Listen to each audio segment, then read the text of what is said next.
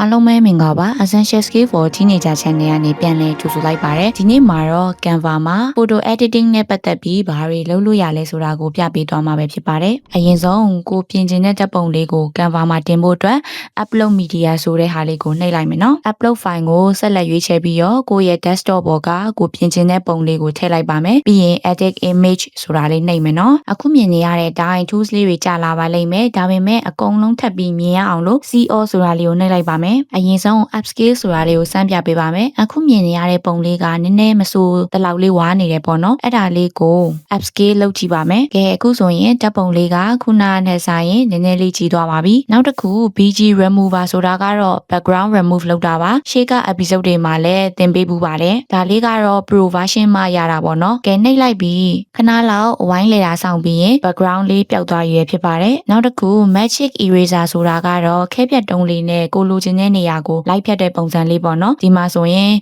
brush size ကိုအကြီးသေးရွေးလို့ရပါတယ်ဒါကိုဖြတ်ချင်တဲ့နေရာလေးကိုပဲတိုးတီနဲ့လိုက်ဖြတ်လို့ရမှာပဲဖြစ်ပါတယ်ကဲဒါဆိုရင်နောက်မှမြင်နေရတဲ့ပန်းပွင့်လေးနှစ်ပွင့်ကိုဖြတ်ကြည့်မယ်ပေါ့နော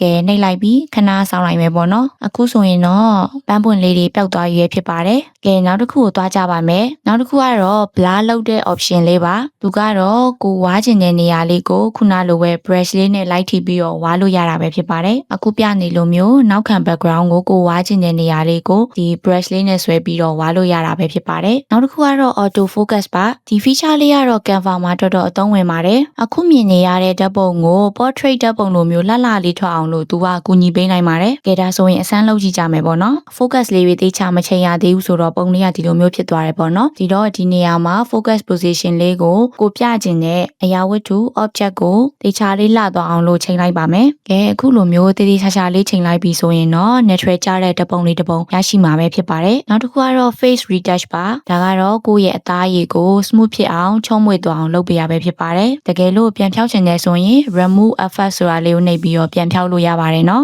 ကဲအခု adjust ကိုသွားပါမယ်ဒါကဒီနေ့အဓိကပြောချင်တဲ့အကြောင်းအရာပဲဖြစ်ပါတယ်အပေါ်ဆုံးမှာမြင်ရတဲ့ auto adjust ကိုနှိပ်မယ်ဆိုရင်တော့ Canva ကသူ့အလိုလျောက်အလင်းမောင်တွေကို auto ချိန်ပေးတာပဲဖြစ်ပါတယ် Canva ကချိန်ပေးရတယ်လှပါတယ်ဒါပေမဲ့ကိုယ်စိတ်ကြိုက်ကစားကြည့်အောင်မယ်ပေါ့နော်ပထမဆုံး intensity ကတော့ exposure နဲ့တူတဲ့ဒီလိုအလင်းမောင်လေးချိန်ကြည့်လို့ရပါတယ်နောက်တစ်ခုကတော့ temperature ပါအပြာဘက်ကိုသွားရင်ကူးတုံးဖြစ်ပြီးတော့အဝါဘက်ကိုသွားရင်တော့ warm တုံးပါဒီချင်းကတော့သူပေးထားတဲ့ color နဲ့ရောင်ရှိတယ်ပေါ့နော်အစိမ်းရောင်တန်းတာရဲ့ပန်းရောင်လေးပဲပြေးတာရဲ့နောက်တစ်ခု brightness ကတော့အလုံးသိကြတဲ့အတိုင်းအလင်းမောင်ချိန်တာပေါ့နော် contrast ဆိုတာကတော့ပုံထဲမှာရှိတဲ့အလင်းဆုံးအပိုင်းနဲ့အမောင်ဆုံးပိုင်းကြားကကွာခြားချက်ကိုထိန်းချုပ်တာပဲဖြစ်ပါတယ်ဒီမှာသူ့ကိုအချိန်ကြီးလိုက်မယ်ဆိုရင်တော့လင်းတဲ့ပိုင်းတွေကပိုလင်းလာပြီးတော့မောင်တဲ့ပိုင်းတွေကပိုမောင်သွားတာကိုတွေ့ရမှာပဲဖြစ်ပါတယ် highlight ဆိုတာကတော့ဒီဓာတ်ပုံတစ်ပုံလုံးမှာရှိနေတဲ့အလင်းဆုံးနေရာတွေကိုပဲတည်တံ့ထိန်းချုပ်နေတာဖြစ်ပါတယ်ဥပမာနေရောင်ကျနေတဲ့မျက်နှာပြင်ဖြူနေတဲ့ခေါင်းဝင်စာလေးတွေမှာပိုပြီးတည်တာကိုတွေ့ရမှာဖြစ်ပါ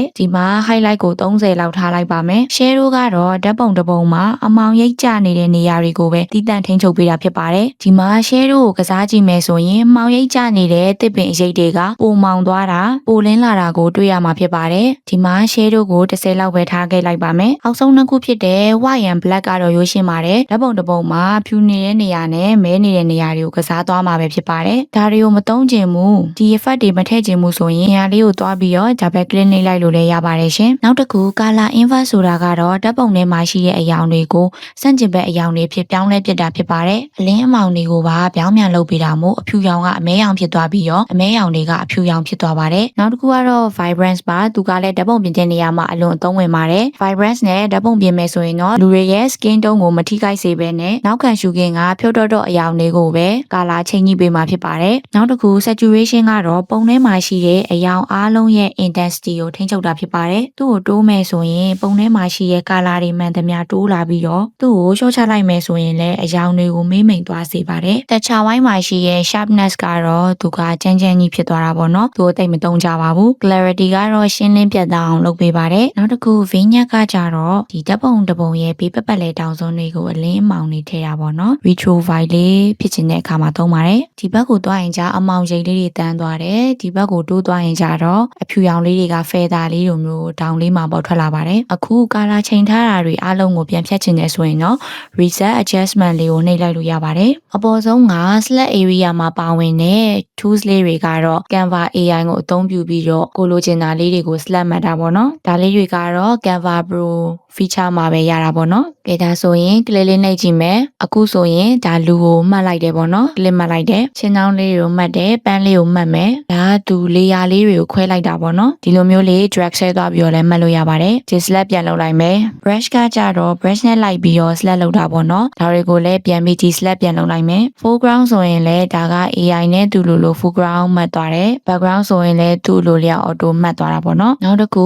style match ဆိုတဲ့နေရာလေးကိုသွားကြပါမယ်ဒီမှာဆိုရင်လည်းကိုယ်စိတ်ကြိုက်လာပြီးဖန်တီးကြည့်လို့ရတယ်ပေါ့နော် scrapbook ဆိုရင်ဒီလိုကာတွန်းပုံစံလေးဖြစ်သွားမယ် watercolor ရေးဆေးပုံစံသွားမှာလားကာတွန်းသွားမှာလားဒီမှာစိတ်ကြိုက်လာပြောင်းလို့ရတယ်နော်ဒါကတော့ Canva မှာပါဝင်တဲ့ filter လေးတွေပါဒါကတော့သူပေးထားတဲ့ effect လေးတွေပေါ့နော် Luna တို့ Mist တို့ပါတယ်လာပြီးတော့စမ်းသပ်ကြည့်ကြပါ TikTok တို့ Instagram တို့မှာပါတဲ့ effect လောက်တော့မလာဘူးပေါ့နော်ဒါပေမဲ့ Canva မှာလည်းတော်တော်ကိုစုံပါတယ် intensity တွေလည်းအတိုးလျှော့လုပ်လို့ရတာမို့ဒီဗီဒီယိုလေးကိုကြည့်ပြီးသွားရင်တော့ကိုယ်တိုင်းစိတ်ကြိုက် Canva ထဲမှာလာရောက်စမ်းသပ်ကြည့်ဖို့တိုက်တွန်းပါတယ်နောက် episode တွေမှာလည်း Canva ကိုပို့ပြီးတော့ကျွမ်းကျင်သုံးတတ်ဖို့အတွက်အသစ်တွေထပ်မံမျှဝေပေးသွားအောင်ပါမလို့ channel လေးကို like and subscribe လုပ်ဖို့မမေ့နဲ့နော်